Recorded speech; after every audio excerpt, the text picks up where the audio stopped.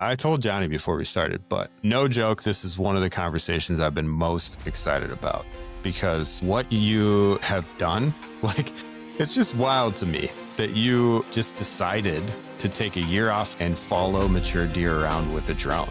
I was like, who would do that? And I think that's like part of the amazing part of your story.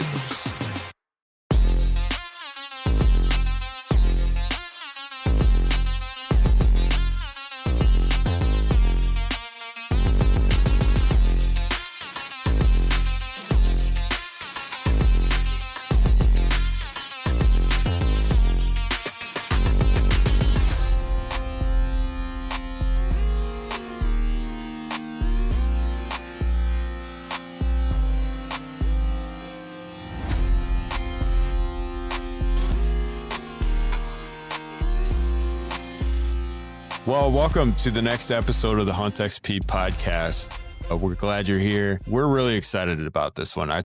That's because, okay, just imagine this. Those of you who like hunting, someone comes to you and says, you can spend a whole year with a super fancy drone in a place with a bunch of mature bucks and just follow them around and see what they do. Now, no one came to our guest today and offered that to him. He just chose that. He chose to take like a year of his life, stop hunting, stop working, goodness sakes, for a while and follow mature bucks around. And so, as you can imagine, Johnny and I are just stoked to talk to this guest because we got so many questions.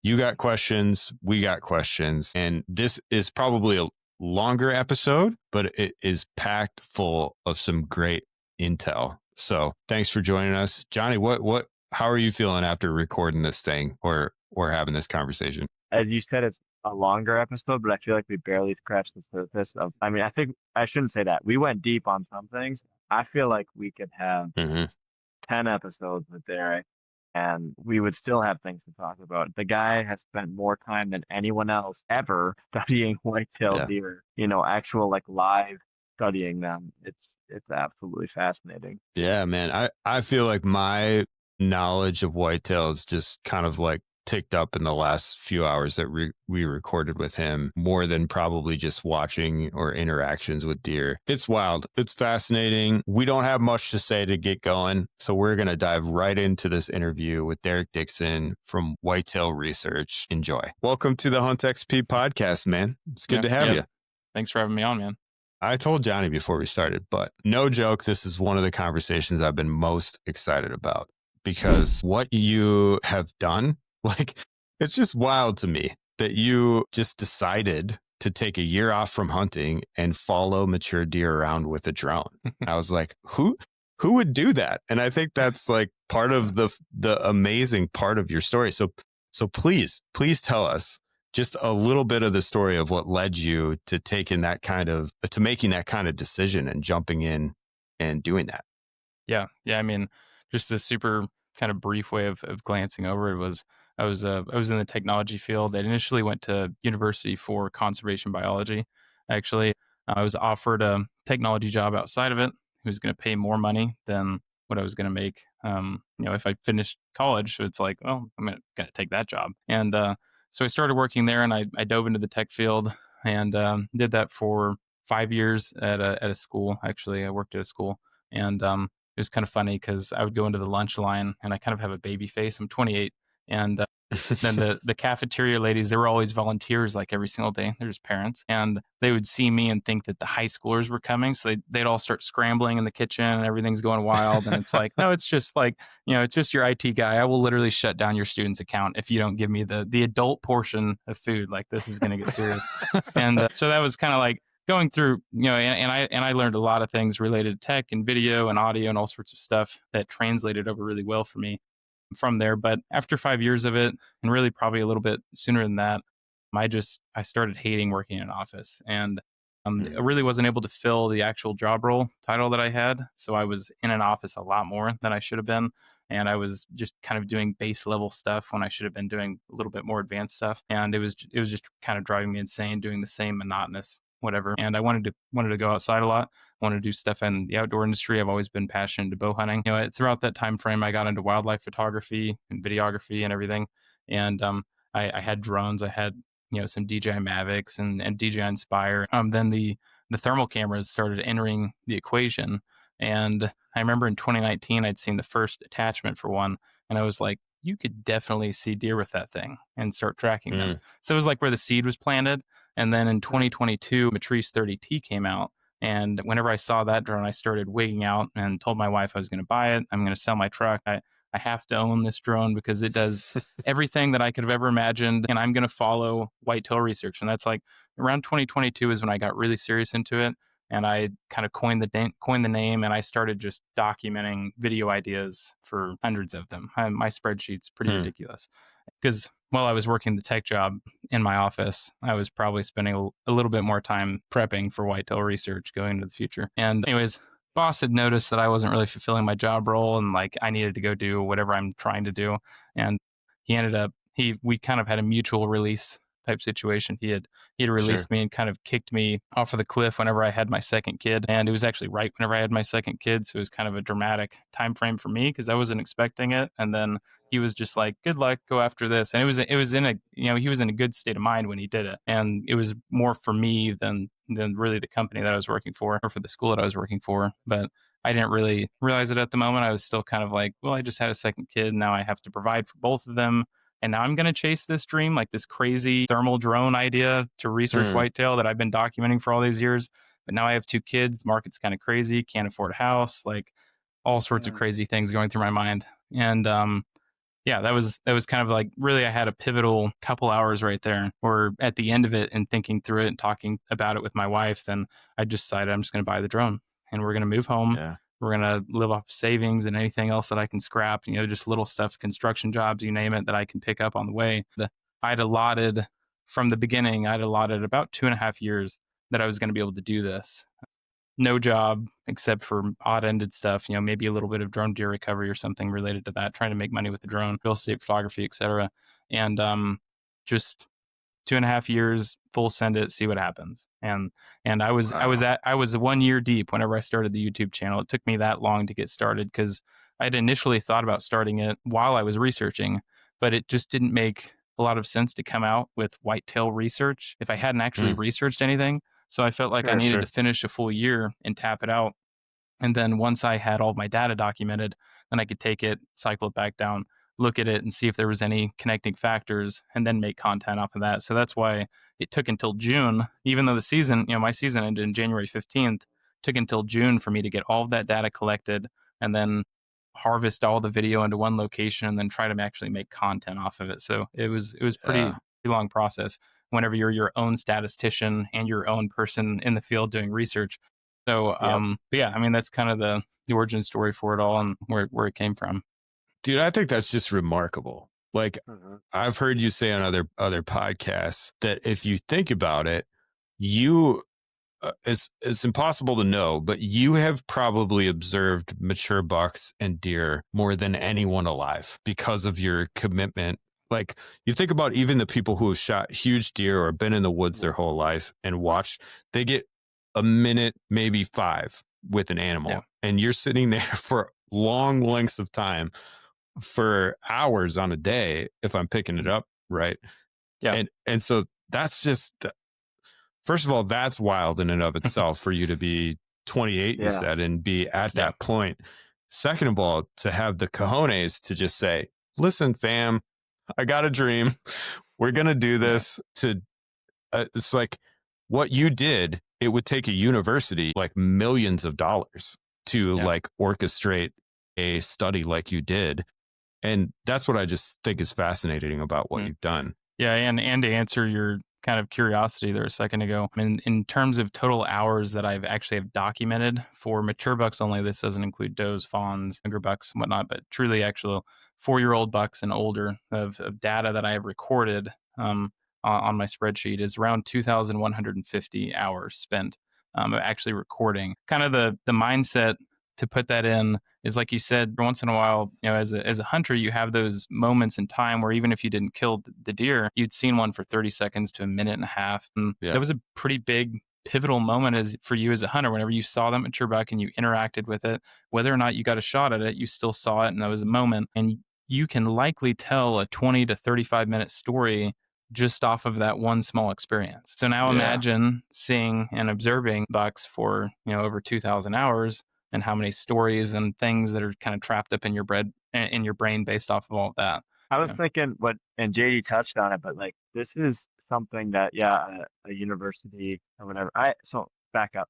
I also have a degree in wildlife biology. I studied it, and I was thinking about like master classes and things that this is like some super top level research that's extremely well done that Hmm. would cost a facility like that tons of money and time, Tons of money. and and to publish their findings and everything. And I just think it's absolutely incredible that out of a passion you took that on yourself and you nailed it, man.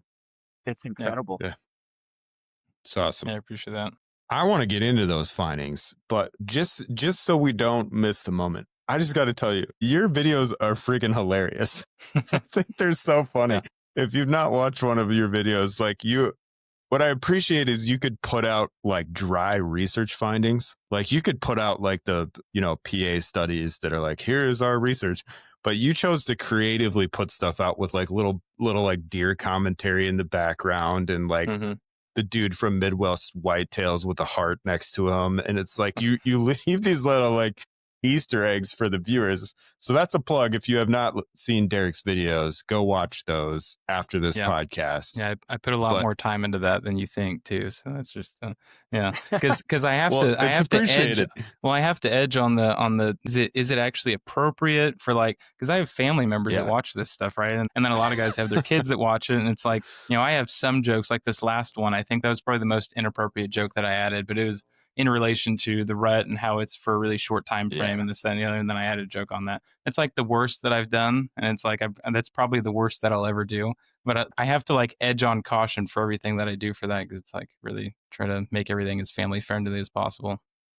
It's quite rare to get someone who's so interested in this to take such a huge risk like you did, and then to present that passion in a compelling way that's engaging for the audience is another rare thing. So just really cool, dude.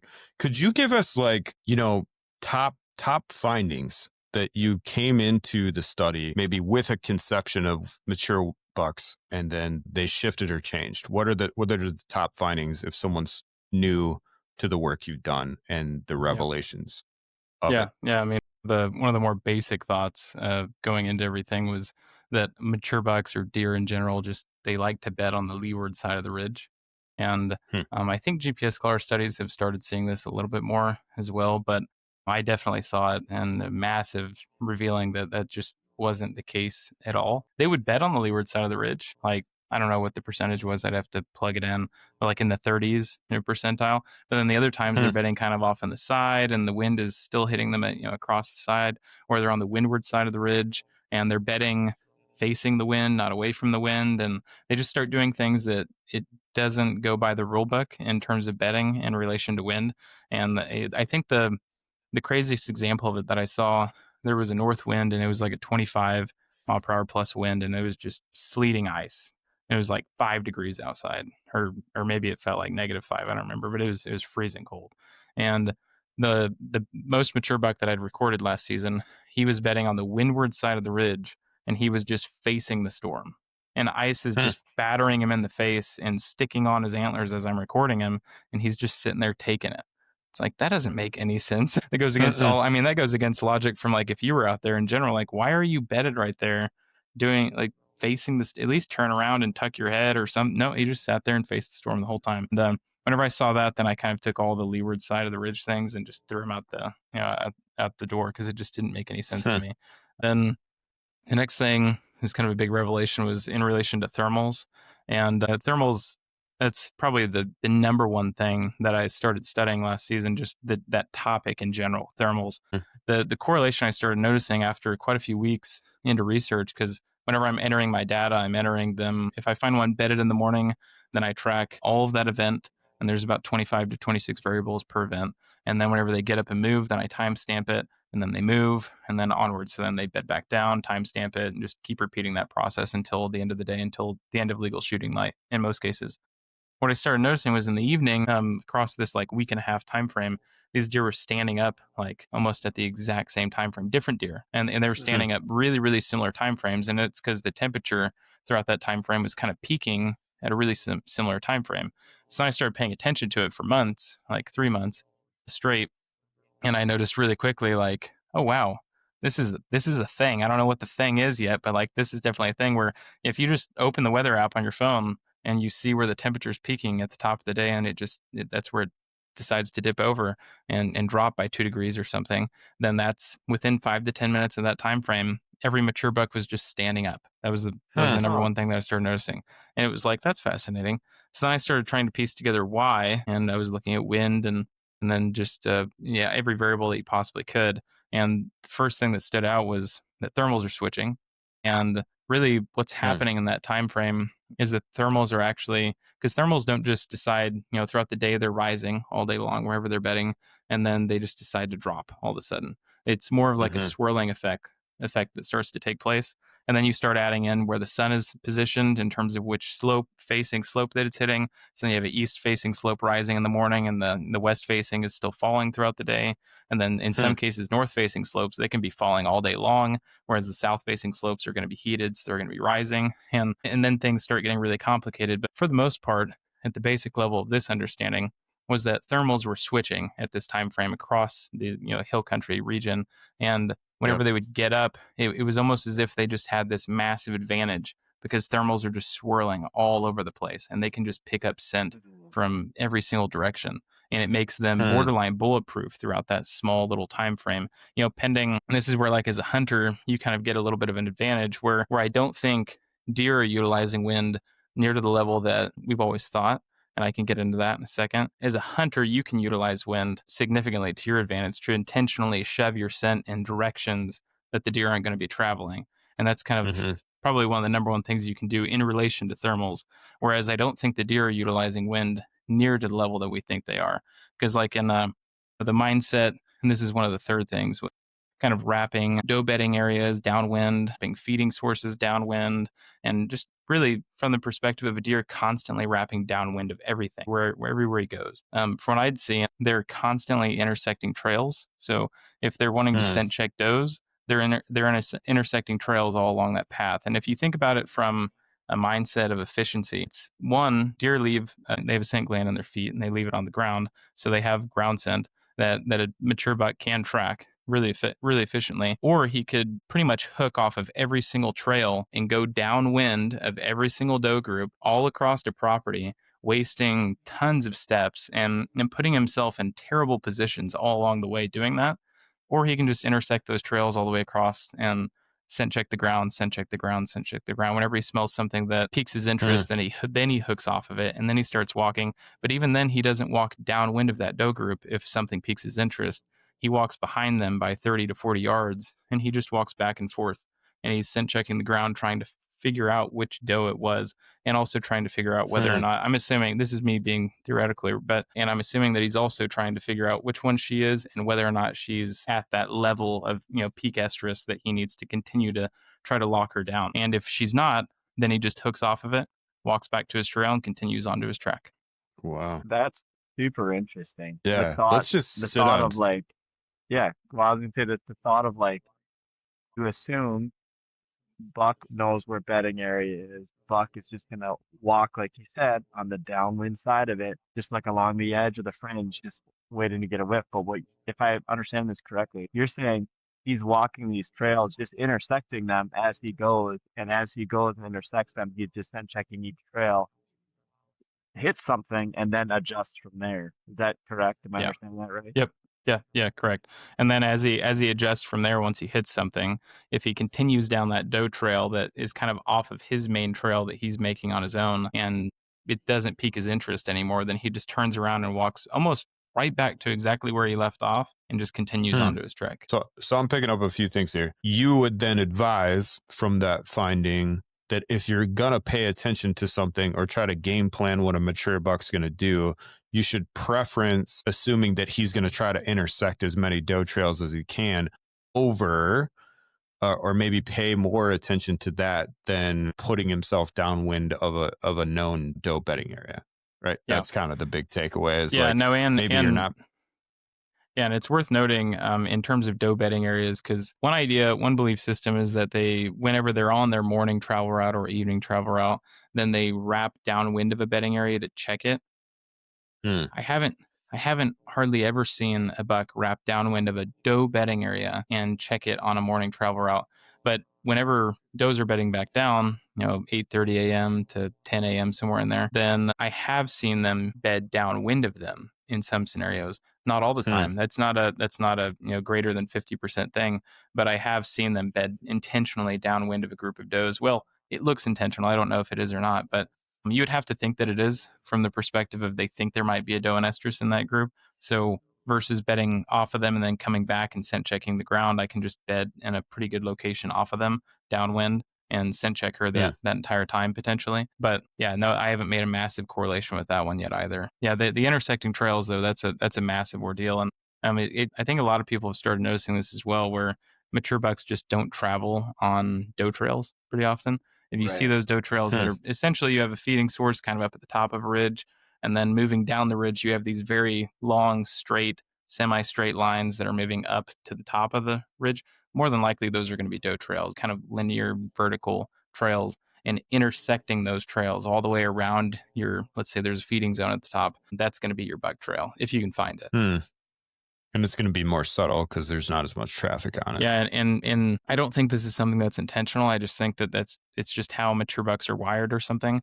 But it's Hmm. almost as if they're not beating down the same trail very consistently. Like if you have a 200-yard wide section of timber, then I've recorded the same buck walking through a 200-yard wide section of timber multiple times, and almost every single time he's taking a different route across. I mean, he's within 40 50 yards of himself within that 200-yard wide block of timber, but he's not beating down that exact same trail. Whereas if you go and watch does, I mean, they're hammering these trails down into the Yeah. mud pretty much the entire time. Yeah. Yeah. Let's just think about one of my questions is kind of, so your research took place in hill country where thermals are a big dynamic. One of the things that's been kind of unclear to me is how much do those things translate into a non-hill country environment? And then when there's not those big features, do you then preference wind direction a lot more? Or what kind of translation would you speculate from your findings in maybe those non-hill country terrain? Yeah.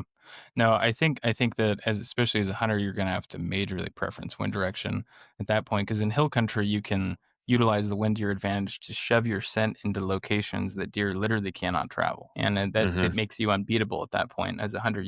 Barring entry and exit, if you can get in and out undetected, then you can pretty much, if the terrain calls for it, you can be undetected almost all the time in hill country. Mm-hmm. Whereas in flatland, I haven't done enough research on it.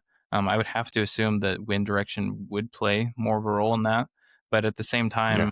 time, I think that as a hunter as well, you could potentially tap into thermals a little bit more than you think in some scenarios.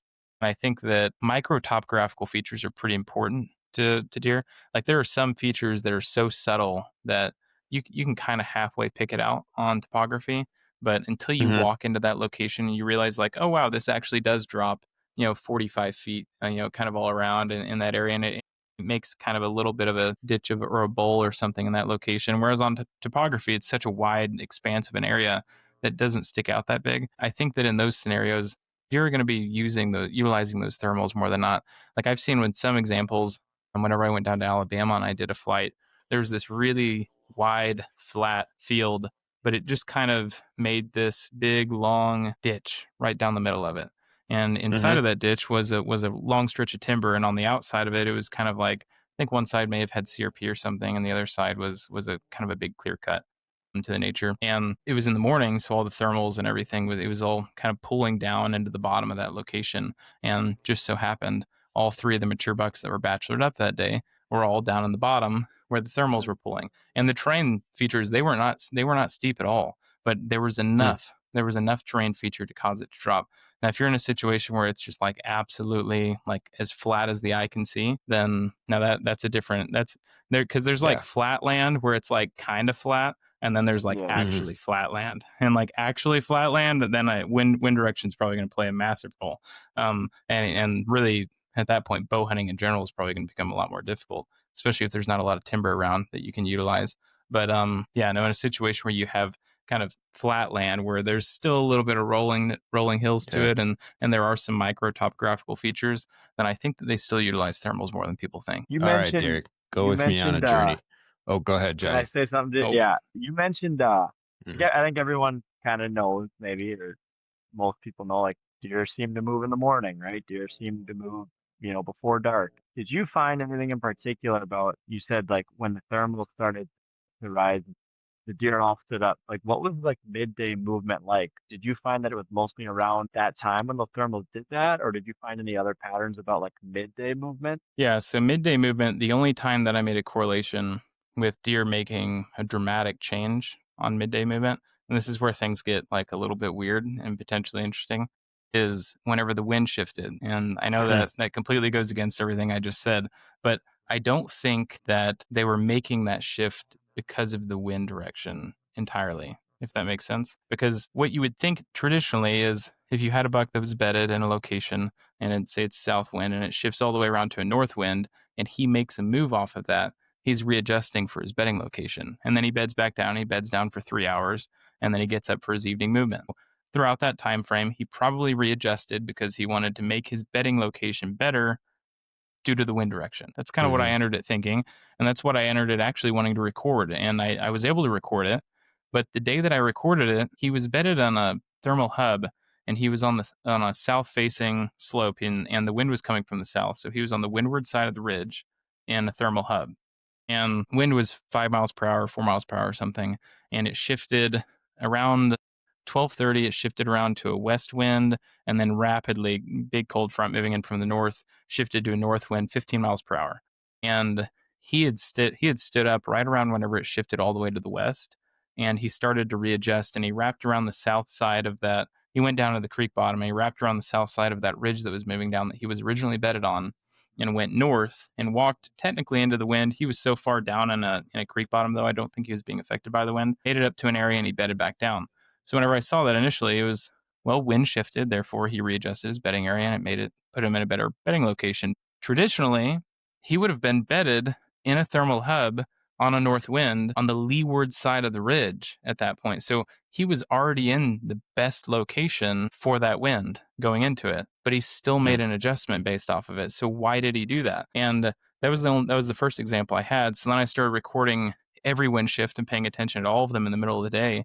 And the only thing I could come up with, well, first off, almost every time there was a wind shift, the Truebucks would do something. Sometimes that was drop in the ditch and walk 50 yards and bed down on the other side of the ditch, or like a drainage. Or sometimes it was walk 1,000 to 1,500 yards and completely readjust yourself based off where you're at. More often than not, they were walking a pretty long distance to readjust. And I think that the reason they were doing it wasn't related to their bedding needs. It was related to where they were wanting to go predeterminedly that evening. So they had an idea with the south wind and the conditions that everything was happening that they wanted to go to this location based off of all of those variables.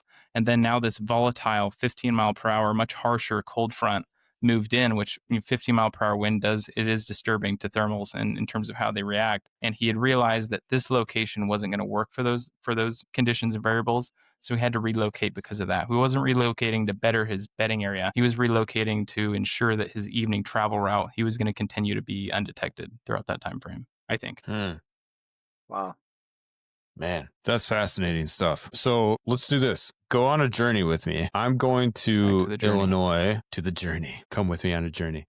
I'm probably going to go hunt in Illinois this year, and I have never been there before. Hunting some public and private. Some of it's ag, some of it's public hill country, a little bit. What if you were in the car with me driving down and we're just cowering over Onyx? What are you pointing out to me in the features of the land to say, I bet you here, or, I bet you this feature has something going on here, and I would take a look at this part. What would you say? First question I'm going to ask is what time of season is it? November 10th through so like peak rut. Yeah, so this is peak rut for them. But let's, you can give me hypotheticals outside of that. if you want to. We But that, we could hypothetical like early September. Well, for my area, September 15th is opener. I don't know about Illinois. I would assume they're pretty close to us as well. yeah. But early September, I would be scouting prior to opening day and trying to locate, which in this case, if you're driving in the car there, then you're probably gonna have to spend the first day or two of season scouting. I would prefer that versus just diving in and hunting. I would go in and scout if you haven't been able to yet. But I would try to find whatever main feeding source that they're utilizing at that time frame. So if they're still utilizing ag, then I'm going to try to focus on the ag, which in this case, I would think that they still would be, because if there's soybeans or something like that, they're still going to be viable at that point. But if acorns are dropping and it looks like they're making a transition that early, you might want to start focusing on that. But moral of the story is do scouting and then hunt based off of food. So try to find where they're coming from, where they're going to, and then intersect that location, get on a buck. It's pretty dead simple format, especially on ag land in the early season. But moving into like the time frame we're in right now, for reference, like October 1st to October 15th timeframe, then I'm going to be really heavily looking for. So you said this was a mixture. So there's ag land and then there's hill country with some terrain. I would be looking for any types of CRP-ish style fields or just anything with native grasses with mature white oak acorn trees out inside of them. It gets better if that particular field has any type of topographical features to it as well. If there's drainages or just anything running throughout it that allows for deer to tuck themselves inside of them a little bit better. But those mature white oak acorn trees that are out in the field versus in the timber that's sitting there. And also, I guess I'll kick back to the soybeans. Soybeans are becoming a little less viable at this point. Plus, the deer they'll be splitting up. So the bachelor groups have split up, so they're going to expand their range a little bit. Or also, especially mature buck, they're going to start focusing their time on acorns at this moment, because they need to build up fat reserves in Illinois or Missouri and some areas where you have harsher winters. So I'm going to find those white oak acorn trees out in the open, right up next to. In a perfect world, it's within 30 yards to the edge of mature timber, kind of off in a field. And that tree is going to have significantly less sunlight competition. It's going to allow it to have significantly more nutrients available to itself, that particular tree. The acorn mass is going to be better. It's going to have healthier acorns, et cetera, et cetera. So for whatever reason, whitetail deer, if you can find native grasses and a white oak acorn tree out kind of on the edge of a field, right up next to mature timber, more than likely in that first week of October, that's where they're going to be. Actually literally making video on that topic right now, because it's that good of a thing. There you go. It's actually an interesting point, kind of kicking to like the October lull mindset and where deer disappear. And we all know that like October lull. Yeah. So the October lull, like deer magically disappear off your trail cameras that you have kind of tucked in the woods or in funnels and these tight areas.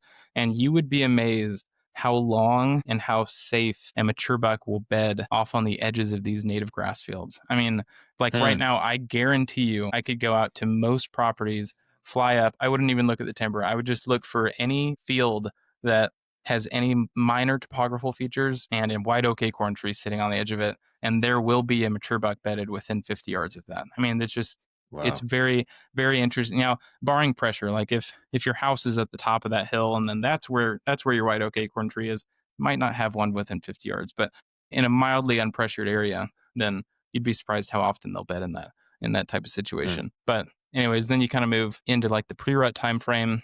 Pre-rut, for me personally, pre-rut, post-rut, or pre-rut, post-rut, and then peak rut. Those time frames I'm going to hunt similarly across the board. So that's where we're going to start stepping into looking for habitat edges, something that forces movement in terms of how a deer travels, and it's essentially like a signpost to him. Whenever he's traveling, he's looking for these types of areas, and kind of like what I mentioned earlier, whenever there's a 200-yard wide stretch of timber and he's just meandering through it, he meanders until he hits something that he knows again. So if that thing is a habitat edge, which more than likely or not, it's going to be a habitat edge, or maybe someone opened up a food plot and he recognizes that, or maybe there's a big cliff, sheer cliff or something, and he recognizes the sheer cliff. He's just meandering until he walks upon something that he recognizes again. For most cases, you have habitat edge. Once he makes it to the habitat edge, he'll stay within 30 yards off of it, and he'll just travel kind of in that range. And he uses the habitat edge to travel, kind of in the same mentality of utilizing a fence row. I don't see them utilize fence rows that often, by the way, but I know that they definitely can. But I would be looking for habitat edges mixed with any topographical features that give me an advantage. So if you have a really, really steep drainage that goes through this kind of nice travel corridor with a saddle at the top of it, or maybe a saddle that connects to another saddle on the other side of it, then I would be setting up at the top of the drainage with a wind direction that would shove my scent above or into that drainage. So that way you're completely undetected that entire time frame. But little things like that, where you're constantly trying to find areas where there's terrain that they can't travel if you have hill country, which in this case, it sounds like there is a little bit of terrain features. So definitely looking at LiDAR maps and trying to figure out all of these areas and map them out where deer absolutely cannot travel, and mark every single section off. And once you mark those sections off, then you'd be amazed. Like even in a scenario where you have a 300-yard wide section of timber, in my opinion, that's a funnel. If they're forced to walk through that 300-yard section of timber, if you have point A on the right side and point B on the left side, and the only way they can travel to point A to point B is through this 300-yard section of timber, that's a funnel. Basically, start hunting that funnel in one of the safer locations of it possible, barring time. If you don't have much time, then you might have to get extremely aggressive on it. But if you have a couple more days, then go in there and do kind of a little bit of an observational sit in a safer location, try to scout out where deer are moving through. Maybe they move right under you in some scenarios, but maybe they're moving 150 yards out, and then relocate based off of that and continue to relocate yourself until you get on top of them. Yeah. And then late season, there's a bunch of strategies for late season. If you're a muzzleloader hunter, sit in food in a tower and lay down in it, go to sleep until the last 30 minutes of light, pop up and shoot the first thing with antlers. That's a pretty good strategy. There you go. That's a good strategy. Yeah. Did you take the drone out at night at all, or only daylight? Yeah, I did. Yeah, most of my research and when I was documenting stuff, I really focused it during daylight hours because I was trying to make it applicable for the hunters. Whereas a lot of GPS collar studies, whenever the way that they're funded, they're really organized towards like population management. We want to know how many deer in terms of census exist in this property or in this state. And so mine, I was really trying to focus it. There's a lot of science bits inside of it, but I was trying to focus it and making it very applicable for the hunter and make it kind of digestible for them. So a lot of it took place during daylight hours. I also have 2 kids, so I was trying to make it home at least at night. Flying, you're flying 10 plus hours a day. I was trying to make it home at least at night most of the days, but there were some where I would continue to try to track one into nighttime, but I didn't use a spotlight. I didn't like using a spotlight because I felt like whenever you flipped it on, it was as if just everything came back to the whitetail deer in that moment, and it definitely impacted the way that they moved throughout the time frame. And as someone who's trying to conduct research, you don't want to have any impact on the way that deer is going to be moving or interacting with its environment around it. So you're constantly trying to keep distance. And in a scenario where like you're flying and you're tracking a deer and he's walking by 3, 4, 5 does, then you have to like not only pay attention to him and track him and document everything he's doing, but you also have to fly around the does, because if you accidentally bump them and they bump right past him, then he's like, what happened? And now he's interested, and that impacted him. So that you kind of, you have to erase. I have done before, by the way. It's not very often because I got pretty good at it, but I have bumped and ended up impacting the deer that I was researching. You just have to like block out like 2 to 3 hours of that time frame and be like, all right, this is all a null object at this point, and move on once he kind of calms back down. So contaminated experiment, correct, as it were. Yeah. I just feel like I want to ask you like spitfire questions about deer in general here and see where it goes. Johnny, do you have another question about what has been said? Otherwise, I'm just gonna start asking. Yeah, I think we need to start doing that, but I just need to pause and say I'm just nerding out on this right now. This is just fantastic. I mean, as someone who one obviously like someone who loves hunting, who someone with a wildlife biology background, I'm loving it. I full circle before you the Spitfire. When you asked at the beginning, JD, you're like, who would do this? I think most of us would love to do this. None of us did it. None of us took the risk. Like I think most hunters would be like, I would love to study. I would love to study a deer for a year so I could be a better hunter. But you did it, man. That's awesome, dude. And you're sharing it. That's awesome. Yeah. Okay. So I hear this a lot.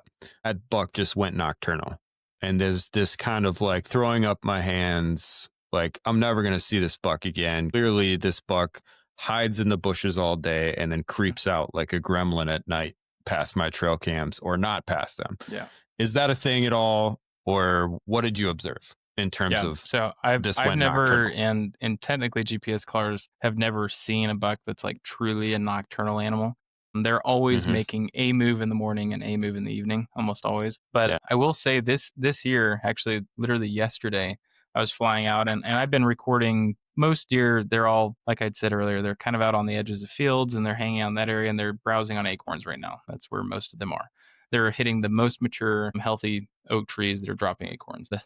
I was flying around and we had one mature buck that I haven't been able to locate yet. And I was flying over a clear cut, really nasty, thick. It's like a 6 or 7 year old clear cut, and it's just really, really Mhm. dense, and you don't want to try to walk through it. And then I saw a hot spot in it, just a little glimmer of a hot spot because there's so much foliage over the top of him. And I flipped on the zoom camera, and it was him, and he was just sitting in there, just browsing around. On there was actually a oak tree in the clear cut. Still, it was kind of a pinly one, but it must have dropped acorns. And he's sitting in Hmm. like the deepest, thickest cover on the property and he's just browsing on acorns and we only get pictures of him nocturnally and it's like is that really all you do? So I tracked him all morning long and he stayed in that clear cut all morning long and then he walked out Hmm. over to the edge of it and he never walked out of it and then he bedded back down. So the idea of like having one that just lives in the bush 24/7, I guess technically they could. I still That's think legit. that deer was possibly huntable based off where he's at. I mean that clear cut is something that you could get in and hunt if you wanted to. Also worth noting is he, even though he was in the bush in that moment, and he was in such a thick, nasty area, he still traveled, I don't know, 150 or 550 total yards from the time that I followed him until he bedded back Hmm. down. So he was still moving quite a bit. It was in the bush. It was in a really thick kind of area. There are some deer where, yeah, you're gonna have to go in and get pretty deep inside of it and try to get on them. But there's also some deer, and I think it's where it gets into where it's kind of like individual characteristic type thing based off their behavior. Where I've seen some, they're just in the most open field possible where there's an oak tree dropping acorns on the front side of the property within 45 yards of the dirt road. And he's clearly mature. It's like, what are you doing? Just standing there off the dirt road asking to get shot right now. So it just completely depended on the deer, I think. Yeah, I'm glad you said it because that's something I picked up in listening to you. That like these are not monolithic animals. Like Yeah. they're individuals and they have quirks that you observed, and so to have a mature buck activity nailed down is there's patterns, but Mm. there's a bunch of individuals too, right? Yeah. Yeah, no, Yeah. it's really, really difficult to actually have one truly patterned outside of the only time frame that I think you can truly, really pattern one. I don't really like that terminology, but is right at the beginning of season. Kind of like I said, Hmm. you find, especially in ag land, if you can just find where they're going to their food sources, oftentimes they'll have two or three, pin that back to where they're bedding, and you can have one patterned within reason to the fact that you know he's going to go from that small bedding area, patch of timber, to this large food source and you just have to find a way to intersect him at that point. I saw Johnny smirk because I know that he has been successful with that very. He likes the early season. I Yeah, know I he do love no, does. the that's early my Yeah. favorite time frame as well. Yeah, I just think Yeah. you can catch them. And I should say, I've never shot like a mature buck during early season. All my mature bucks have really been during the rut when they're not thinking clearly. But I have shot several bucks, Yeah. decent bucks early season. And for my kids and my son Wesley just shot his first buck last weekend, my 7-year-old. And early season for a kid, when you can kind of pattern a buck for your kids Yeah. it Yeah. makes it a whole lot easier. Yeah, that's pretty awesome. What do you think are the pitfalls of trail cams? Or because I feel like you've got such an expansive window into a bunch of mature bucks' life, and then all of us are using these cell cams and get little snapshots. What are we missing, or what are we maybe misinterpreting through that lens that you got to see from yours? Yeah. I think that trail cameras can be useful if used in the right mindset, but I think that most of them are actually pretty harmful to a lot of guys and the way that they're hunting. Hmm. And I think that a lot of them can attest to that, and the fact that they've also noticed it. I've talked to quite a few people that it's like you were a lot more successful of a hunter prior to the fact that you were utilizing trail cameras. And now that you use Hmm. them, you obsess about it more and you don't go out as often because you're trying to find the correct time slot to position yourself into that situation whenever you really should Hmm. just be going out on high odds situations in general and not sitting around waiting for a camera, for a photo of something to kind of complete the ideology that you actually need to go and hunt that situation.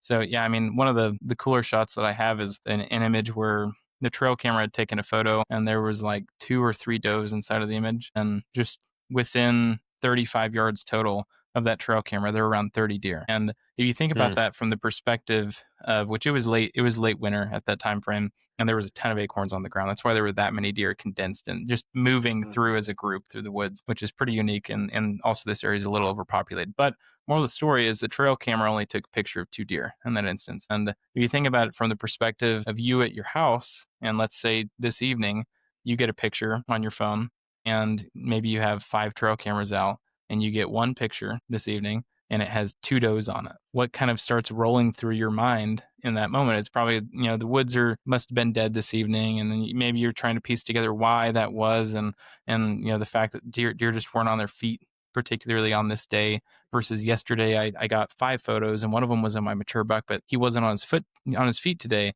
And it's like, in reality, he was standing within 30 flipping yards of your trail camera. You just didn't get the picture of him. It's as simple as it is.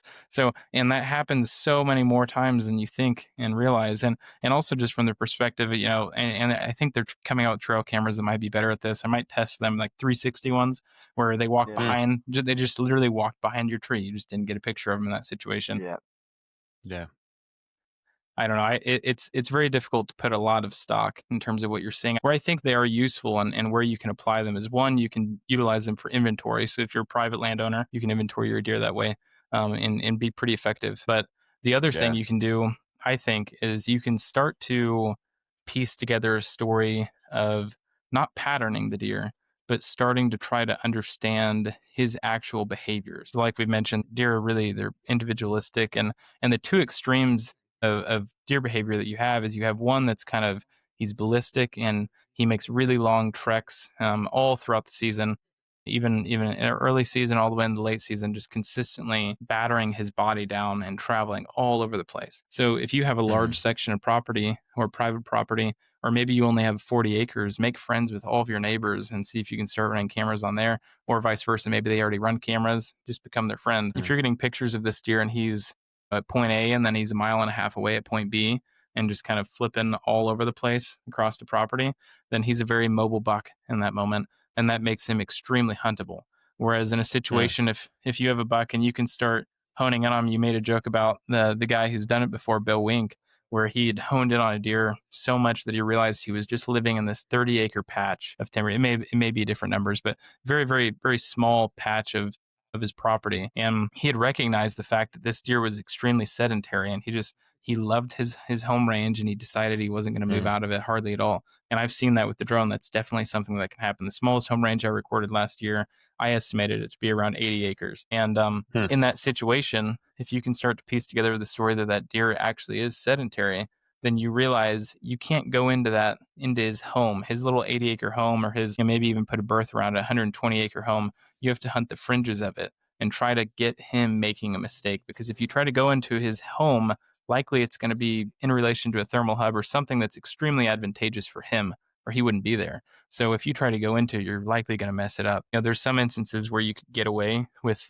the bump and dump like type mentality, going in and intentionally bumping him up and making it to where he doesn't recognize it was a human, and then maybe he'll move himself back in. That's a really risky type of situation, especially if you're on private land and you're not wanting to bump him out. I think that after quite a few times you would start to have an effect, but 1 or 2 times I don't think you're gonna have much of an effect. But moral of the story is, you're trying to play it a little more safe than understanding his behavior and then playing the perimeter game on him and trying to wait for him to make a mistake at that point and position yourself in good locations. It's good. So you're working on a October lull video right now?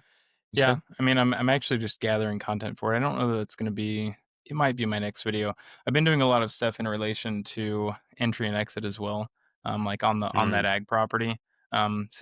Since I kind of failed at killing the particular deer that I was going at, I mean, for what it's worth, even that's a whole topic in itself. It's like, when can I actually hunt type thing, and when is it ethical? But the property that I've hunted, if you utilized a thermal drone on it and like tried to pin out where all the deer were, like you can do the same thing by just going out on foot and looking at it's just ag property. There's such visible deer at that point that you don't need a drone. Like, you have the cheat code already in terms of utilizing where the buck is and where he's coming from, where he's going to. So it's like, yeah, that's why I really don't feel bad hunting ag land. It's because, like, you could use the drone or you can go out on foot. And But thankfully, I always go out on foot because I'm a wildlife photographer, so I like to get out in the field and try to actually take photos and videos. Yeah. But that's why I've been hunting the ag land property, though, is because if anyone like had a qualm with it or a question, it's like, well, here's why it doesn't matter, because like you could utilize either or, and you still have to beat 150 noses in this situation to try to kill this particular deer, which has seemed to be pretty difficult.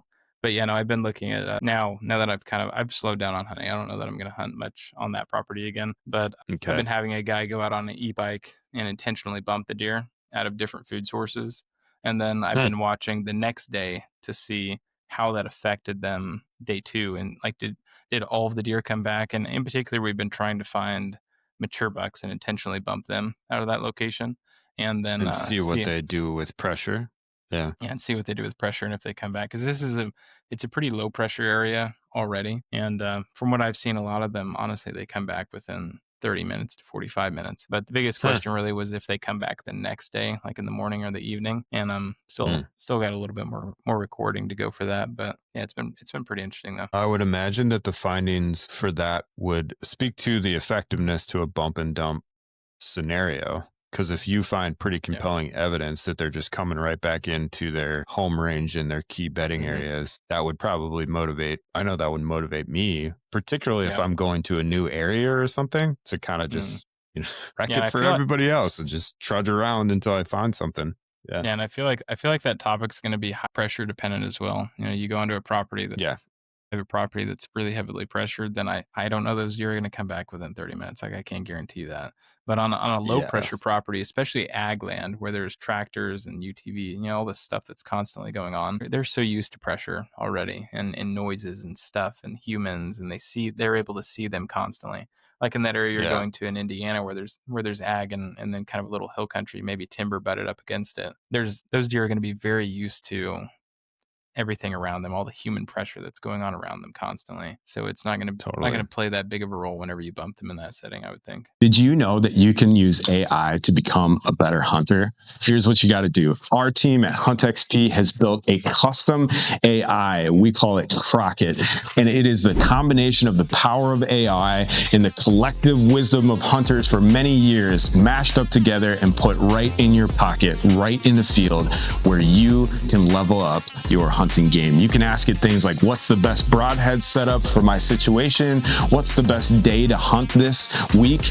All sorts of questions. It's super fun. Our community's having a great time building this. We'd love for you to join in at huntxp.com. Join us. Johnny, do you have another question that you want to ask?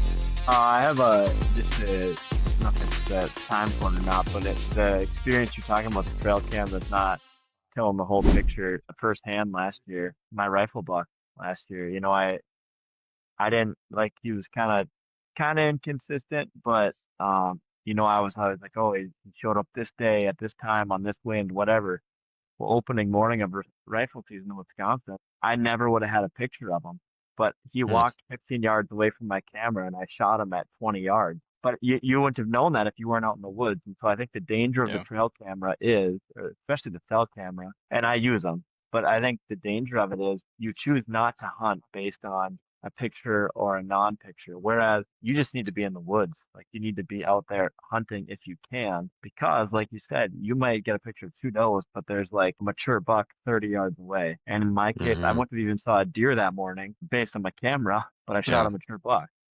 Yeah, that's good. Derrick, what did you learn about does, and how is that informing you as a hunter? Yeah, I didn't research them an insane amount, but I did focus on one topic that I went into being pretty interested in, because a lot of does, they kind of linger in groups of 2 to 3, sometimes 5. And oftentimes within a group, there's going to be one more dominant doe out of that group. And we always kind of hear the mentality that mature does are potentially the hardest deer to fool in the woods, et cetera, which I completely am down to agree with, because I hate mature does there. Especially when everyone just knows that, especially one that knows that you kind of like hunting in this particular area. They'll just walk into the area and they don't have a clue where you are, because, like, say you're hunting in a saddle or something, you're bouncing tree to tree. they'll just walk into the area and just preemptively know they don't have a scent, they have nothing, and they'll just sit there and stomp their foot. They're just looking around like they know that you're in that area, and Totally. it's ridiculous. Yeah, I hate those deer. Yeah. But anyways, so I decided to research them a little bit in terms of, I was fascinated with it in relation to entry and exit. I don't think this is something I've talked about yet, but I was fascinated with it in terms of entry and exit and intentionally bumping them while entering as an area, and trying to find a way to intentionally bump younger does and have the younger doe kind of on the outskirts, or maybe if one kind of lingered off 30 yards away from the core group, trying to make it to where the younger doe was the one that recognized, like, oh, there's something over in this area, or maybe they got your scent. More than likely they were seeing something. We were trying to be more visual with it, but trying to get the younger doe to pick you up first and then bump everything away. And what I was noticing was, if you were bumping younger does or younger bucks in some scenarios, like that was probably more popular than a younger doe, where younger bucks would just kind of be feathered off of maybe that's their mom and they're a year old and they're kind of hanging in the area, but the mom doesn't really want them. They're still in there, intentionally bumping them. And the fascinating thing about it was the impact that bumping a younger deer in the woods in relation to bumping mama doe, like the core, the immature doe for that area, was dramatic. Whereas if you bump a younger deer out of a location, like say you have one at the base of your stand and it's a young buck, and he just goes blaring through the woods and he's blowing and just raising all sorts of everything that he possibly can, then it didn't have that much of an effect. Pretty much deer would kind of like lift their heads, check him out, and it's like, there he goes, like not a big deal. But at the moment, there's the toddler. He's yeah, just there's the running toddler around just again. screaming around. But then at the moment that the mature doe decided there was a problem, it was almost as if when she stomped her foot in that direction, every other deer in the area just kind of like stopped. And it's just like, whoa. Like, and I think a lot of people have seen that before, where like the mature doe starts getting locked on something and all the other deer in that area get locked in on her. Cause it's like, if she sees something, she sees something. She's not wrong. And then she'll figure it out. She's the curious deer that's going to continue to hone in on that until she figures it out. And at the moment that she runs and she blows, everything else decides to bail out as well. And I noticed that in a situation where, if we correlate it to mature bucks, if she bumped, I felt like, I don't have enough data on it to verify it, but I felt like it was having an effect on the buck that was in that area. You know, within 250 yards of where she was bedded and hanging out. If you bumped the mature doe from that area, I felt like it had an effect on the way that he acted the rest of that evening. In some scenarios, she would run by or she'd run near him, because oftentimes their area that they're bumping out of, if it's like 250 yards away, where they're bumping to, where the mature buck is at, oftentimes that's kind of like their real safe zone where they bump to kind of recheck themselves and look back at the danger. But I still feel like there was a way that was making an impact on him in the way that he was going to move. But I can't say for sure. Whereas, like I said before, if you bumped a younger deer, then it almost had zero effect at all, I don't think. Or I think. Yeah. That seems right. Those pesky mature does seems like they have a lot of clout in the woods for sure. They're pretty brutal. Yeah. Well, we asked our collective audiences if they had questions for you, and we got some questions, and I'd love to ask you this first one, because I think this question is actually from a previous guest / guy we hang out with a lot, Jeremiah Stavney. And he asked, is it legal / ethical to be able to scout deer on public and private land using a drone? And I think in a way he's cutting to the heart of the, I don't want to call it controversy, maybe disagreement or dialogue, sometimes heated, sometimes not, about the use of drones vis-a-vis hunting. And you have kind of thrust yourself, maybe not right in the heat of that debate, but like put your work out there in the midst of that swirling around. So what's your take on drones now as it relates to hunting? And what do you think we're going to see as this conversation develops with the role of drones in hunting and ethics around that? Yeah. So in most states already, they're already banned in terms of a hunting use case scenario. You can still utilize them in terms of tracking and then flying them for recreational use in a lot of states. Like for one that I know that you can't, I think Texas is one for reference, where I don't think that it's allowed to. You have to get like an actual, permission to be able to do whatever you're going to do at that moment. And then in terms on public land, even if it is, you're able to utilize that drone for recreational use, et cetera, whatever, to go out and fly it. And let's say you're going to do something like me and try to go do research on public land. A lot of states, they have it regulated to where if you're even going to fly, it doesn't matter what kind of drone it is, then you have to get permission to be able to do so. So you have to contact the conservation agency and state blank, blank, blank. I'm going to be flying on this piece of conservation. At least in Missouri, that's definitely how it is for my area. So I haven't done any research on public because of that. And in addition to that, oftentimes on public land, especially during hunting season, you're more than likely going to have a guy that has a gun. I have an expensive drone. I'd like it to not get shot out of the sky. So I try to fly on private property, and then on the private property I fly on, kind of notify all the neighbors like, hey, I have a drone. This is what I'm doing. I'm doing research, and try to play it safe in that realm. So that way somebody doesn't blast my drone out of the sky. But I've definitely also had people, by the way, confront me on that, just come out with like a shotgun and like ready to shoot it. And like those are pretty interesting stories, but we definitely won't get into that for now. But yeah, in terms of the use case for what I'm doing and the way that I'm doing it, I'm doing research, and it's pretty plainly like at that, and I'm not hunting, and it's essentially GPS color studies, just a little bit on steroids, and to try to, for me, and this is a really difficult thing moving into the future with the ethicality on it. Because for me, moving into the future to want to hunt again, I'm not 100% sure like where to draw that line. I think it's acceptable for me to go out and hunt public land, et cetera, like that. But in terms of going and hunting on the private land and the private properties that I've already researched, especially last year, and the main one that I researched, which is a family farm of my family, and I hunted it my whole life as a kid. I don't think that it's ethical, especially going into this season and a couple more, for me to go ahead and try to hunt it, because I have, like, just based off the amount of time that I've flown the drone and I've watched deer, I know the property so well in terms of 2 to 3 locations that I almost guarantee you within 3 to 4 or 5 days I would have a mature buck dead with a bow. It just, they're that good in terms of how deer are going to travel throughout that area. So the drones are extremely powerful, and in terms of hunting, they should be banned, in my opinion, across the board. If they're not already in your state, then I think they should be banned 100%. And I think that on top of the fact of them being banned for hunting use case, and that, for me, that also means, that doesn't just mean flying one, locating a deer, and going and hunting it. For me, that means even if you fly it the day before or the week before, like, I don't know where they kind of draw that line for guys that have private land and want to have an analysis done on their property. And for me personally, whenever I've done analysis for people, I give back a doe to buck ratio, and then I don't give back any of the pins for deer location until the end of season. And then I give back the deer, the pins for that particular day. And really, in the end, they're not entirely useful because there's so many variables, and oftentimes the deer are already on their feet. So they're moving around, and there's not a lot that you can gain from that intel in the grand scheme of things. Now, if you found every single deer bedded, then I think you could start to gain some intel pretty quick. But once they're on their feet, you're not getting as much as you would think. I think people would assume you'd learn a lot more than what you actually do based off of seeing deer on their feet, because there's just so many things at play whenever they're moving around. But yeah, in terms of a hunting situation, though, I think they should be banned across the board.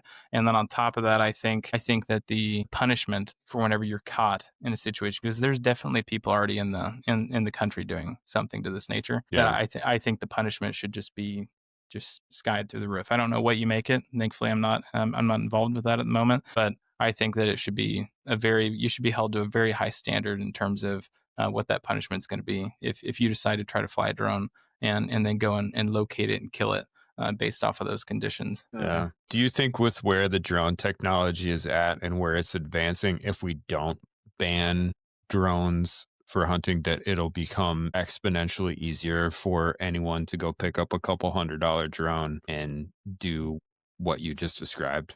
Locate a deer and then go kill it. So at the moment, the drones are thankfully still pretty expensive. To get into one, you're looking at around $8,000. But as time goes on and technology gets cheaper, et cetera, then they're going to become more available, and anyone's going to be able to purchase one at that point. And then it's going to become a lot more destructive. Right now, you're going to get a lot of guys that already just have money on hand, and then they have private property, and they want to fly it on their private property and watch their deer and see where the deer bed on their property, because they've always wondered exactly what they're doing, and they're going to go ahead and do that. And some of those guys, they may decide to hunt based off of that information, and then there's some that may have no interest in it. They just want to watch their deer. You're going to get a big bundle of a bunch of people. I don't know how long it is until any of those tighter restrictions start coming into play, because no one's really done what I've done at the level that I've done it. So it may take a little while for them to start tightening down on all of that. But I would like to think that by the time everything's getting tightened down, I can continue to do research in a way that it's highly controlled research on private properties where information is withheld, and basically everything, the way that it's done is extremely confidential. So that way you're not ruining the hunting experience for these particular private properties for people, but you're also able to conduct really high level research and continue to understand whitetail deer a little bit better just from the scientific standpoint. So Totally. Yeah. What did you observe that was weird about deer in general or bucks that you just don't understand or piques your interest, and you don't have a solution or a hypothesis yet, but it's just odd, and you're like, I don't know what that is, but there's something to it. Yeah. Probably the weirdest one was, it was peak rut, and I was tracking this mainframe 8, and I believe he was 5 years old. He may have been 6, but he was a really dominant deer, and big body, had scars up and down his back, which made him look even cooler. And in my brain, as I'd been tracking him for months, he's just this fighter bull of a buck that's just, nobody messes with him, this bully deer. And it was peak rut time frame, which at last year, I think it was around November 7th, was the particular day that I was recording him. And he was bedded down after his morning travel route, and he'd made a long route, and then he'd bedded down. He seemed pretty tired at the time, and he had his head down, and he was kind of dozing off, on and off, on and off. And a younger deer, maybe a year and a half, 2.5 years old, had came in and got him on his feet. He actually, I don't know if you guys have ever seen that, where a deer will walk up to another one that's bedded and try to get them on their feet and kind of play fight or just kind of nudge them with their head, etc. But he got him up on his feet. And the other buck kind of moved around him, and they hung around for a second, and they bedded back down, and 2.5 hours had passed. And initially when I saw that, just that experience, it was like, that was peculiar. Like, why did this mature buck not just maul this younger buck in this situation? Like, just came and got him off of his feet for no reason. And 2.5 hours or 3 hours, I don't remember, had passed, and they decided to get back up for their evening travel route. But whenever they got up, they stood and they cleaned one another for around 30 minutes. And once again, we're in peak rut. And the younger deer just sat there in front of the mature buck and cleaned his face and cleaned kind of like back behind his ears and down his neck. And then the mature buck, vice versa, cleaned the 2-year-old buck, or 1.5, whatever he was, for 30 minutes throughout this entire time frame. Wow. I recorded the entire thing. And it was like, what are you two doing? Like, what's the is there a relationship? Are you his dad? Yeah. Are you guys actually somehow brothers and I don't realize it? Do you have the same mom? Like, why are you guys so bonded to one another? The fact that you can clean each other in the middle of peak rut. Because I've watched the mature 8 walk within range of a lot of other bucks, and he had many different interactions where he'd lower his head and pin his ears back. He didn't like a lot of deer. But then this particular deer, it was almost like he was family. I thought that was pretty interesting, but I still don't have an answer as to why that happened. Maybe he saw him as such a subordinate. He was like, you are no threat to me. Let's just take time to take care of one another. Yeah.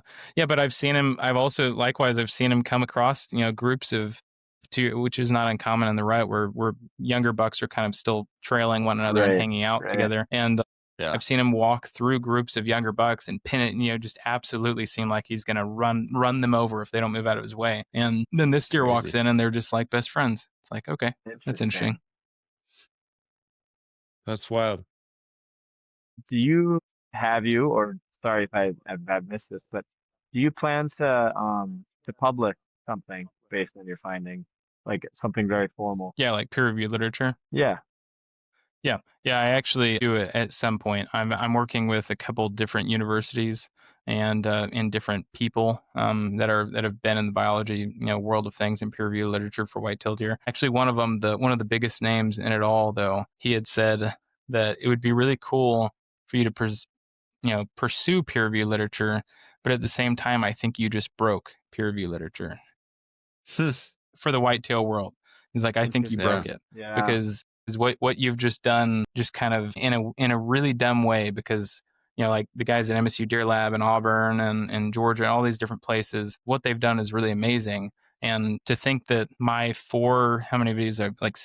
videos have just completely discredited universities across the board, I don't think that that's a thing. But that was kind of what he was getting at in that mentality. But the other cool thing about the idea of me doing something peer review literature wise is because I actually don't have a degree. I never finished a degree. And the thought that I would be one of the very few, if not one of the only people that doesn't have a degree or isn't pursuing a bachelor's degree that has peer-reviewed literature, published. That'd be pretty cool. So that's one of the main reasons I actually want to do it. I freaking love that. Yeah. That's awesome. That's amazing. 2 more audience questions. What variance did you see between bucks of the same age class using the same landscape? This is from A Hunter's Education. Does that question make sense to you? Yeah, it does a little bit. Okay. Yeah, for the most part, what I'd seen with like younger bucks, oftentimes they're following something else. They're following the flow of whether it's does in their area, they just kind of linger around them. That's why you see if in the early season, like if you're on private land and you're hunting kind of over a food plot or near any feeding zone, and you have does move by, then it's not uncommon to see a 2 or 3 year old buck kind of trailing and kind of lingering in that area, just because he's kind of connected on a tether to them. He's following along because he doesn't really know what he's supposed to be doing. He's like, I have these feelings and I have testosterone, but I just don't really know what to do with it yet. A 3-year-old's a little bit different. A younger, like year and a half to a 2.5-year-old, that's kind of the way that they're behaving. They just don't really know. So they're tethered to all these events that are taking place. And then a 3-year-old bucks in particular, I'd seen a lot where, especially whenever you make it into the rut, they're kind of tethered to mature bucks, a really long tether, but they are where they're very interested as to what they're doing. And like in an instance where this is especially in the peak rut, why a lot of guys don't see a ton of mature bucks at certain times during peak rut. Like maybe you have a day during the peak rut where it's just crazy and you see like 10 to 15 bucks moving around, and then all of a sudden the next day everything's dead and it's desolate, and it's like, well, what just happened? And a lot of people have started piecing together, well, they're tending does and they're bedding them down. But what I was seeing was the mature buck would have oftentimes a doe locked down, and he'd be bedded 15 yards off of her, and then within 30 to 50 yards behind him, there'd be like 2 to 3 other satellite bucks, oftentimes being much younger. And it was almost as if they were just kind of like sitting back, waiting for the show and like trying to like learn something, or maybe potentially he was going to bounce out and then they could move in, try to get the doe and estrus, something to that nature. But they were always lingering in that area and trying to see what the mature buck was doing. And likewise, like going to the late season, I saw it a lot where a mature buck would be in an area and he'd be bedded, and younger bucks would seek him out and they would come to his location and actually find him and then get him on his feet. And oftentimes he wouldn't be happy, especially the one that I recorded doing this multiple times. He wouldn't be happy about it. And he'd lower his ears and kind of, walk through them, et cetera, and act like he's going to maul them the entire time. But for the most part, younger bucks, they seem to be tethered to something. They're always moving around with the events that's happening, right? They're not really missionary mindseted.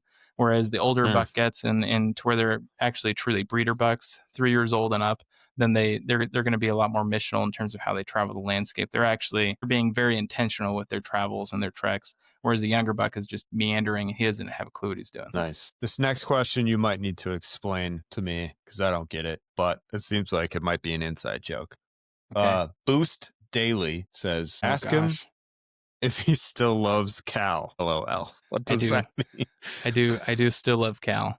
I know who you are, Cal. I actually do know who that is. Yeah. He told me about this before the stream. He's like, somebody commented as if they were a friend. I don't know if he's my friend though. I mean, haven't talked to you in a while, Cal. So maybe you have to reach back out to me. Come on, Cal. Where you been? Yeah. Jeez. That's why he had to ask if I remembered him, because he never contacts me. So he just swoops in. Yeah, just swoops puts in on comments podcasts. on your podcast. Yeah, acts like he knows me. What a guy. Come on, Cal. Well, Derrick, this has been absolutely awesome, man. We're going to follow your work. I feel like it's been so fun to see you get rewarded for this risk that you took. I hope you feel that way. It's rewarding everyone that you're sharing this with. And I love the narrative of shaking up the research pattern by doing something bold. So thank you. Just as one hunter to another, thanks for sharing this with people, and thanks for being generous. No, and I definitely don't take anything for granted, because I remember the first day I posted the video. Actually, I haven't said this on podcast yet. So you're the first. This is a you only thing, since it's one of my last ones. Huntxp exclusive. Huntxp exclusive starting now. But yeah, I remember whenever I first posted the video, then it was at like 4 or 5 p.m. that evening, my first video. And I'd sent it out to every family member and all the friends or whatever that I had, which wasn't many. I think I posted on Facebook and some other areas. And whenever I laid down that night to go to bed at like 11:30, it had 2 comments. It'd be so fun to just go out in the woods with him and watch him do what he does. Yeah. That'd be pretty sweet. You could follow his drone with a different drone. A drone footage of a drone. Hey, we're back. Yeah. You're back, man. We were just joking that it'd be fun to go out and watch you do what you do. And Johnny was like, you could have a drone follow his drone. Real meta. Yeah, I actually just got another drone. Well, it comes in tomorrow. I didn't buy it. By all means, I could not afford it. I got loaned it, but it's a drone that can do like autonomous flying. It's gonna get crazy in the whitetail research world because of that. So I'd laid down, the video had ran, and it was 11:30 or something p.m. that night, and I'd laid down in bed that night with my wife, and it had 100. I pulled it up on my phone because I didn't look at it the whole time. It's like, I'm not gonna look, and then I'll check it that night. And it had 105 views, which I knew all 105 people. It had 2 comments. I knew the 2 people, and I think that I had 13 subscribers, which in my brain, it's like, that's a pretty poor return rate. I don't know. I felt like my family and friends would have loved me more than that. And then whenever I went to bed, though, then I remember sitting there with my wife, and we both prayed, and it was just like, if like 10 hunters can find this video, just 10, that's all I'm asking for. It's gonna do amazing. Just 10. And we went to sleep, and whenever I woke up that morning, it had 453 views, but it had 10 comments and 10 new comments. So it had 12 total comments, but it had 10 comments from people that were all actually hunters. And I was in there making coffee for my wife, and she was asleep, and our kids were asleep. Amazing. And I just came busting through the house, and it's like 10 people. I just started freaking out that 10 people actually commented on the video, and they're all like, I don't know them. Like they're actually hunters. And we just started waiting out. And then that whole day, it was just like riding the hike. The views went through the roof, and then I started getting subscribers, and it's like, this is actually happening. Like, it's actually going to happen. It was insane. So no, definitely don't take it for granted for a moment. Well deserved, dude. Well deserved. How can people support what you do? Obviously, go to your channel, subscribe, but is there any other ways that they can keep empowering you to do this cool research? Yeah, I actually just started a Patreon. In my last video, I'd announced it. And actually have a pretty good following on there already. And I started a poll, and everybody's voted, and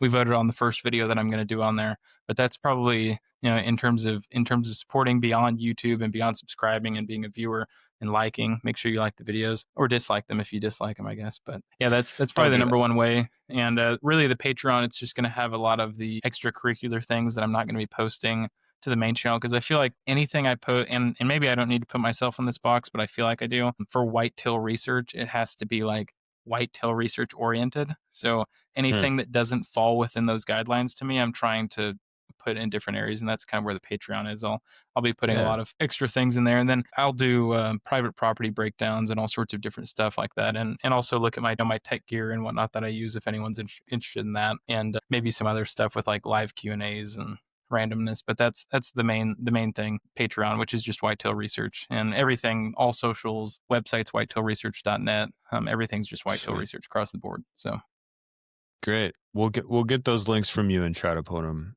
in the show notes if people are watching this and want to look down below. Derrick, this is awesome. We wish you the best, man. Hopefully we can stay connected, and we love what you're doing. Let us know how we can help make it happen, and keep at it, man. It's awesome. Yeah, I appreciate it, guys. Thank you so much for your time. Yeah, no problem. Behind the scenes bonus banter. Boom. There you go, dude. Yeah. Well, what a great story at the end there, dude. Yes. It's just been awesome to hear you.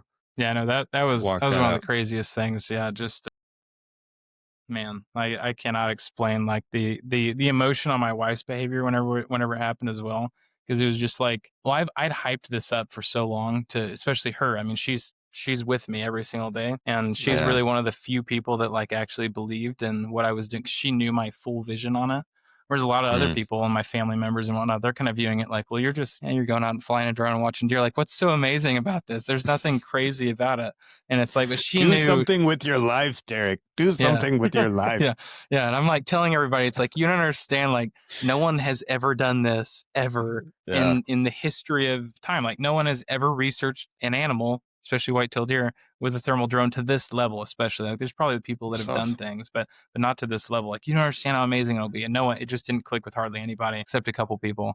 and then my wife specifically. And then, yeah, I'm just laying down in the night. We were both kind of like halfway bummed. And then that morning, it was just like this crazy high. And she didn't believe anything I was saying. So I had to pull it up and show her. And it was crazy. That's Wow. incredible. It was man. a lot of fun. It is awesome, Yeah. man. It's Praise really God. cool. Yeah. But I mean, the prospect of someone just watching mature deer for a year Yes. just sparks so many questions, right? Yeah. You're not. Dude, aggressively average outdoors. He shot a pretty good buck. Yeah, dude. Oh, We that's should give him a okay. shout I out. figured it out. Yeah, I'll put a picture in the post edit. I was gonna Yeah. show his thing of his buck and just circle back to that. Yeah, that was sweet. Did you see his messages to us? No, I've been so busy. I haven't been on like anything lately. I've been really Oh, okay. bad about the media stuff. Oh, no, it's really cool. He messaged us before he posted about it. He messaged Really? us on Instagram. Yeah, he's just like, guys, PD. Like the night he shot it, he Oh, Instagram that's messaged us. awesome. Yeah, That is so cool. It was very cool. I was like, yeah, dude, there you go. That I'm is like- fantastic. And then I reposted, which is probably how you saw it. I reposted That's how I his saw it. yeah, his thing. But he texted us right or messaged us right away. So That is so cool. yeah, it's I fun. love that he did that. Yeah. And wasn't that a cool email from what's his name? Tanner? Yeah, It was like, Yes. that's awesome. That's why we're doing this. It's cool. that is exactly why. That is so cool. Man, Yep. He's like, man, there should be more deer camps and stuff. I'm like, dude, hold on for like a year or two, and maybe that'll be a thing that we do. I Yeah, would love that. maybe. That I would be just keep sweet. dreaming about that. It would be so cool to have. I've seen Seek One do that in Atlanta. They had a huge event last year that was like a doe kill weekend. Oh, sweet. And they had probably like 200 some hunters come out, 200, 300 some hunters come out and hunt for does for management reasons. And then Yeah. all get together, hang out at a big warehouse and had a huge meal. So I think it'd be super fun to do that. How about those nested systems, huh? Aren't those pretty slick? Yeah, I'm excited about that. And I think I'm excited Yeah. to even like use it really locally. Like that new food plot we've built. There's like, I've been like, where should I put my stand for this? But there's tons of options. And I'm like, well, now I'll just come hang and hunt with it Yep. based on Yeah, what I'm that's good. seeing, you know? Yep. Because Yeah. the first year on a new plot, it's like you have an idea of where the deer are going to enter and all this stuff, but you don't totally know. Like I have my hunches, and it's like, well, I could put it here for a rifle, here for a bow, just whatever. I'm really excited to use it. Yeah, that's a super smart plan. I saw Yeah. him and I was like, dude, that's a slick idea. I actually saw him at the Minnesota Deer and Turkey Classic last year. I'm like, oh, that's a good idea because it's like kind of the best of both worlds. And the integrated bag, I think, is just super smart. Like I know Yeah. there's other companies that do the, hang and hunt and it's getting like lone wolf and it's getting lighter and lighter and stuff like that. To have the versatility to use it as a saddle platform too. Yep. Like that just Yep. even better because I immediately when Maria came on, I was like, well, I don't have, I literally have one stick. Yeah. Cause that's what I do. I have some older ones, but I'm like, I don't know how she's going to get in the tree with me if she's going to come film me. Now she gets her own system. Actually, you and I are going to get the bigger ones, and then she's going to get the little 15 liter. It's Yeah. perfect for, like you were saying, with the boys, but with an intern. If I had someone come film you, then you just need those. All you need is the extra stand because they can Yes. just crawl right up the thing, and you could Right. I could even sit in my tree saddle with my platform, and she or whoever could sit in that stand Yeah. and then stand up, turn around. And so it's a cool system. I hope it's great. I'm sure it will be. Yeah. Well, dude, this is awesome. Thanks for doing this. And you're feeling better, you said? Yeah. Did it pass through pretty quick? Significantly better. Yeah, it passed through pretty fast. I was just realizing actually I need to go get water, or about 30 minutes in I'll die. So Do your thing, better man. get some I just water. press record when we jump that's on fine. here, and then Yeah. I edit it afterwards, so we're not. No, You absolutely. do your thing. Okay. Yeah, I'll be right back. Dude, I think that'll be fun with Maria. And I know I'm not going to interact with her as much as you are, but like she's like a high school student. So it's like right in my wheelhouse. Yeah. I would love to get her up there at some point Yeah. Yeah. to Ashland to meet some more of our pseudo crew. You and me. It's you and me, man. And we have people that do stuff with us too. Mm-hmm. I'm about halfway done editing the goose opener video. Yeah. It's really fun. It's a Ben really fun video. was helping me with the photo the other day, and he was like, "Does JD have that footage?" And I was like, "Yeah, I think he's pretty excited about it, but it's gonna take some time, I think." Yeah, yeah. He just wants the drone footage of his property. That's what he wants. He does. I think he does. It's good. Derrick, so you have how many? Do you have 2 kids? I'm picking up like little details about your life from the podcasts I've listened to. But yeah, I've got 2 kids. One's 3 and one's a little over 1 now. Oh, you're right. Yeah. You're right in the middle of it here. Yeah, we got 1 on the way now. So yeah, congratulations. Nice. And the great terminology, we're very fertile people. So hey, we just kick them out. My wife and I debated like the strategy. Like, do we just stack them until we're done? Or do we space them out? And we were literally debating that the last one. And then we got pregnant. And I'm like, I guess we're stacking them. Let's go. Yeah. Stacked them. We stacked them. They're about 2.5 years apart at most. Nice. So yeah. I've got a 9-year-old, a 7-year-old, and a 4-year-old. So, oh, wow. Yeah.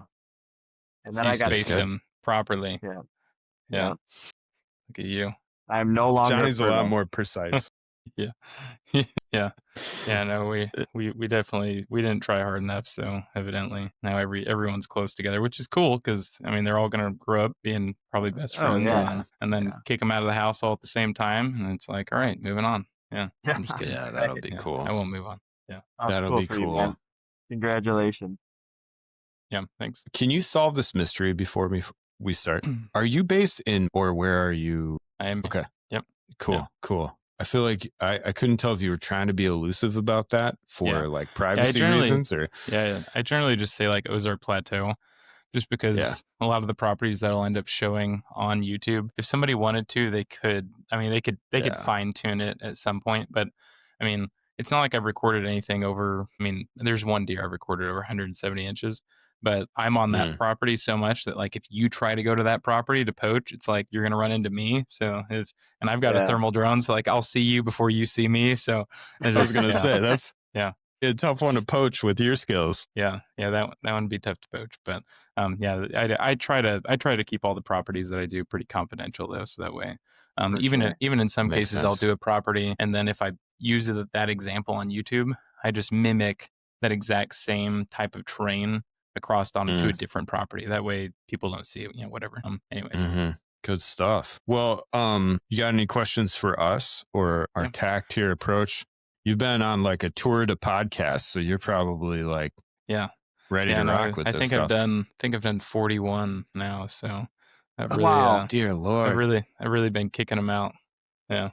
Well, thank you for saving the best for the latest one you're doing. Yeah. I'm just Absolutely. No, I think you guys, I've got you and then maybe one more next week. And then like my schedule is intentionally blank going into the season. Sure. So you guys are one of the last ones. Well, we super appreciate it. Yeah. Well, you're finally going to hunt this season, I imagine. Maybe. Yeah. I've been hunting a little bit. I've been failing a little bit as well. Nice. I've been hunting an ag property and like it's a 20-acre soybean field and everything, we're in a drought in Missouri. So literally everything is just dead as a hammer. But there's this 20-acre soybean field and it was just beautiful going into September. And there were over 150 deer every day going to this soybean field. And it's like, all right, so you just kind of hunt the fringes of it in the timber and like where you have cover and try to get close enough. And I think I went 5 times and I got within 70 yards of a mature buck every single time. In fact, one of the hunts I got within 70 yards of 4 different mature bucks. And I think the best shot I had was 50 yards broadside. I had one, he was standing there for about 4 minutes, but the wind was like 13 miles per hour. I was sitting pretty close to eye level with him, and there were about 20 does in between me and him. And it's like, if I try to draw back, like these does, everyone's going to pick. It was a terrible situation. So it's like, I'm just going to sit here and wait. But I've had strategies to go back and hunt, and I just haven't had time. So, well, one of the things we'll probably get into is the context of 100-some deer in a soybean field is not one we're that familiar with. No. I mean, maybe Johnny a little bit more, but Johnny's in about as far north in Wisconsin as you can get without getting wet in Ashland, all the way to Lake Superior. And then I live in Minneapolis, so we hunt Minnesota. I hunt some central Minnesota stuff, but most of our stuff is northern Wisconsin, Northwoods. Yeah. So there'll be a little translation. It's hard for me to determine how much of our audience is reflected in kind of our region or if it's just kind of all over. But we'll probably just personally, out of curiosity, try to translate some of your insight into our context. So yeah, and like most of what I've done really is in hill country style format stuff. It's not anything to do with ag. The ag, that's a different realm for me as well. And, you know, like I'm a hill country person, so you throw me into ag and it's like, this is stupid. Like I'm being forced to sit here and watch these mature bucks for like 2 to 3 hours at a time, and they're just like way out of range. And it's like, do I crawl out on my stand and just crawl through the beans at these things, or at what point is that my strategy? So I don't know. Right. Yeah. Hey there, thanks for watching this video. I'm JD, founder and crew member of the Huntxp team. We're so grateful that you took time to watch this video, and hopefully it's helping you level up your hunting game. That's what we and our community is all about, and we want to invite you into this growing community of hunters that's all about leveling up each other's hunting game. So the first thing you can do is like and subscribe, but even more than that, we got some fun things going on over at our website, Huntxp.com. We'd love for you to join our community there and stay connected with what we're doing, what we're working on, and we'd love to hear about what you're after. So thank you for watching this video. We'll see you next time.